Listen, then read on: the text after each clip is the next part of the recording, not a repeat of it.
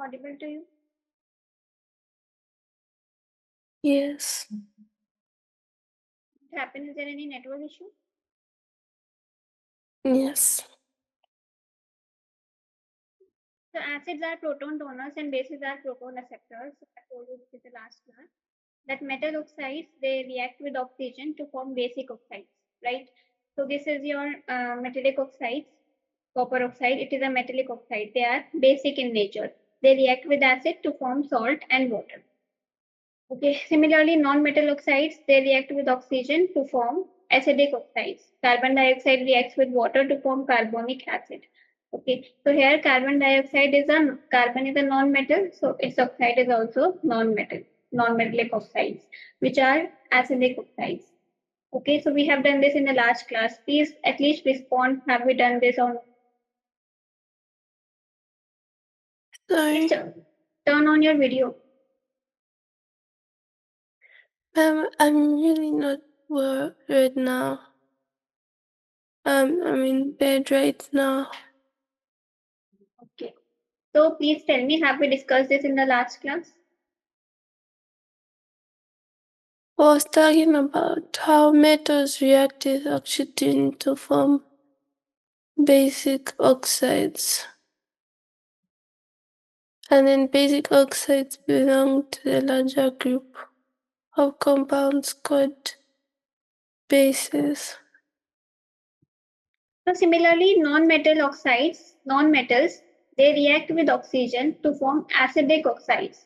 Carbon dioxide, it is slightly soluble in water. The solution will turn litmus red. It is acidic.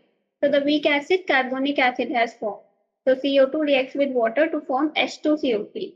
Similarly, sulfur dioxide and phosphorus pentoxide, they also dissolve in water to form acids. That's why they are acidic oxides. So one thing you have to remember is that non-metallic oxides are acidic oxides. Okay, so if you want to write it down. If you want to take a screenshot and read this slide once, then let me know.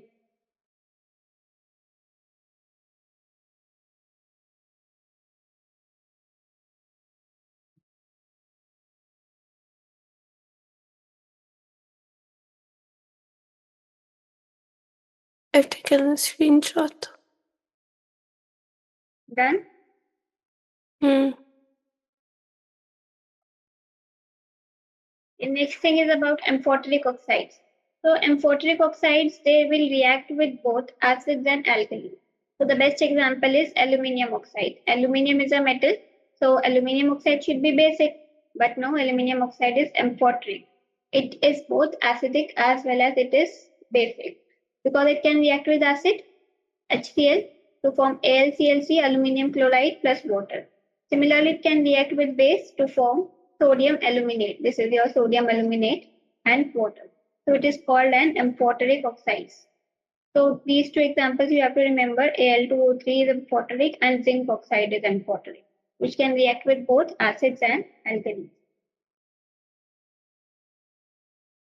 Done. Next oxides are your neutral oxides. Neutral oxides are those oxides which do not react with acids and they do not react with bases. So some oxides of non-metals, they are neither acidic nor basic, they are neutral. For example, carbon monoxide is neutral, dinitrogen oxide N2O, it is neutral. Okay, so this oxide of nitrogen is neutral only, while other nitrogen oxides are acidic in nature.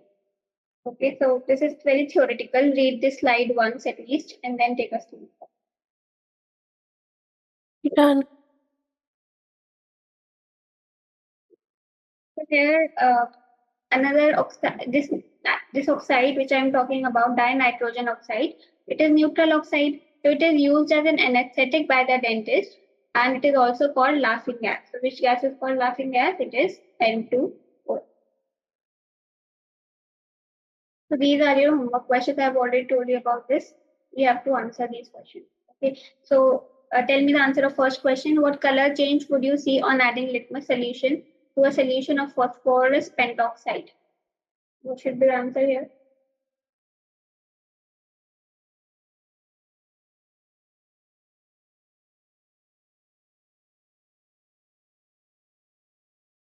Think about the nature of phosphorus pentoxide, is it acidic or basic?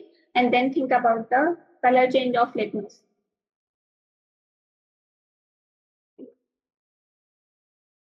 Sorry, I was trying to plug in my laptop. It was Sorry? low. I was What trying are to you? plug in my laptop. It was low. My laptop or your? Mine. So you can plug it. I've plugged it. I am asking what is the nature of phosphorus pentoxide? Is it acidic or basic? I'm not sure. Because there's no point of just taking screenshots if you are not reading and not writing. I have told you just now about this. That's why I'm saying at least read it once. Phosphorus pentoxide is here. I'm talking about this one. So these are acidic oxides because phosphorus is non-metal and non-metal oxides are acidic. Okay, phosphorus pentoxide is acidic. Now, what color change will you observe on the litmus paper? Red to blue or blue to red?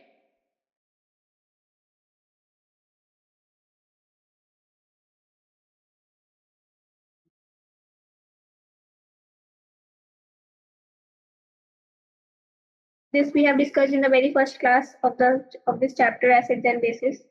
Look at your notes. Acidic solutions will turn the litmus blue to red. So please at least revise your notes. What is an amphoteric oxide we discussed? Neutral oxide we discussed. Okay. So now next topic we are going to study is how to make insoluble salts by precipitation. How to make insoluble salts by precipitation. So this you have to remember only. There is nothing to explain here also. That all sodium, potassium, ammonium salts, they are soluble. All nitrates are soluble. All chlorides are soluble. But there are only two chlorides which are insoluble. Silver chloride and lead chloride. Okay, AgCl and PbCl2, they are two chlorides which are insoluble. Sulfates, all sulfates are soluble except calcium sulfate, barium sulfate, and lead sulfate. Similarly, all the carbonates are insoluble, but there are three carbonates which are soluble: sodium, potassium, and ammonium carbonate. They are soluble. So this table it shows the rules for the solubility of salts. You have to just learn this table. So take a screenshot and read it once. Hey students! Interested in boosting your studies? Enroll now at Keddy Edtech. We offer online tuition for the Cambridge curriculum, grades 6 to IGCSE, AS, and A-level. Start learning with us today. So making insoluble salts by precipitation, how to make insoluble salts. Okay, so we have discussed what are insoluble salts and what are insoluble salts. So insoluble salts you can make by a technique which is precipitation. Okay, like barium sulfate. It is an insoluble salt. So how you can make the barium sulfate? Barium sulfate is BaSO4. So when you mix the solution of barium chloride, this is barium chloride, and magnesium sulfate, this is magnesium sulfate. So you have a reaction which is going on, and you have barium sulfate and magnesium chloride as a product. So this barium sulfate is insoluble, so we can easily separate it out. So we can easily make insoluble salts by precipitation technique. Okay, equation is written here. You can see here the equation that barium chloride, when it reacts with magnesium sulfate, it forms barium sulfate, which is a precipitate, plus magnesium chloride. So if you want to write down the ionic equation, the ionic equation is barium 2 plus SO4 2 minus, it gives you BaSO4. In ionic equation, you remove the spectator ions, okay, which are not taking part in the reaction, like chlorine, magnesium, they are not taking part in the reaction. They are spectator ions. Okay, they are present but they do not take part in the reaction. So this is how you can make insoluble salts by the precipitation technique. Done. So how can you choose the starting compounds? For example, if you want to precipitate barium sulfate, then how you could choose the starting compounds? So barium sulfate, it can also be made from barium nitrate. That means the cation should be common, that is barium. And in the second compound, anion should be common, sulfate. So here this sulfate is common to barium sulfate and this barium is common to this barium nitrate. So both of these are soluble. Okay. So as long as barium ions and sulfate ions are present in the solution, barium sulfate will always precipitate. So it's not necessary that barium sulfate will precipitate only when you take barium chloride and magnesium sulfate. It can precipitate also when you take barium nitrate and sodium sulfate. So to precipitate an insoluble salt, you must mix a solution that contains its positive ion with the one that contains its negative ion. Is that clear?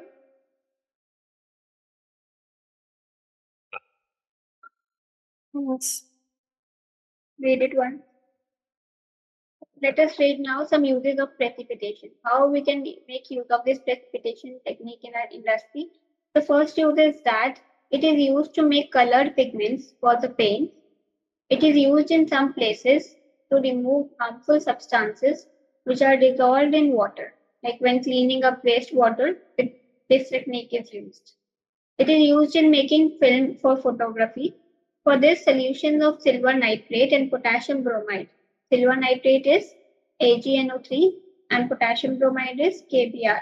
So they are mixed with gelatin. A precipitate of tiny crystals of insoluble silver bromide will form. So this is the silver bromide which forms and this is a precipitate. The mixture is then coated onto clear film, giving photographic film. Later, what happens when light strikes the film? The silver bromide will break down into silver and bromine. So these are some uses of precipitation. So you have to just remember it. Okay. Now see this numerical ones. Vinegar. It is mainly a solution. Vinegar. It is mainly a solution of the weak acid, ethanoic acid. 25 centimeter cube of vinegar were neutralized by 20 centimeter cube of 1 molar sodium hydroxide solution. So the question is you have to calculate the concentration of ethanoic acid in the vinegar. So you should know some basic things, some concept of mole concept also. So here the formula for concentration is equal to number of moles upon volume. And volume should be in liter or volume should be in decimeter cube. So you have to calculate the number of moles of the ethanoic acid. So how to calculate number of moles of ethanoic acid? What is given to you? You are given with the sodium hydroxide volume and its concentration. So first of all, you have to write down the reaction of ethanoic acid with sodium hydroxide to form sodium ethanoate plus water. Now, if 1 mole of acetic acid, it is reacting with 1 mole of sodium hydroxide. That means whatever would be the concentration, whatever would be the number of moles for NaOH, it would be same for our acid. So if you calculate number of NaOH, it will be same for acid. Now you can calculate the number of moles for NaOH, right? How? Because 1000 centimeter cube of 1 molar solution, it contains 1 mole. So 20 centimeter cube, it contains just the unity method 0.02 mole.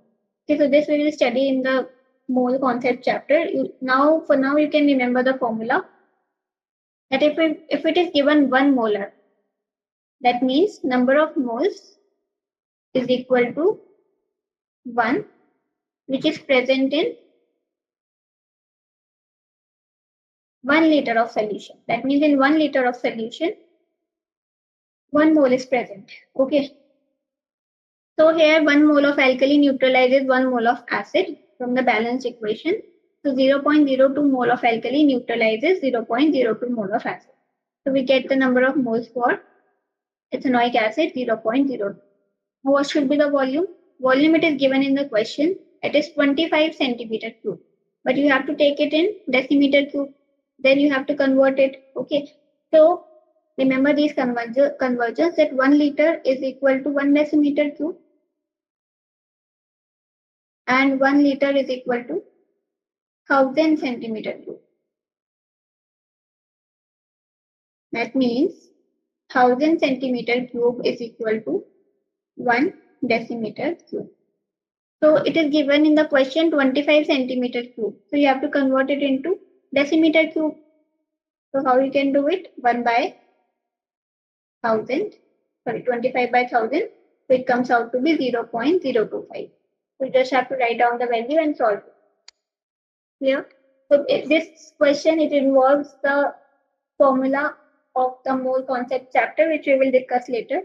You just need to take the screenshot and read it once.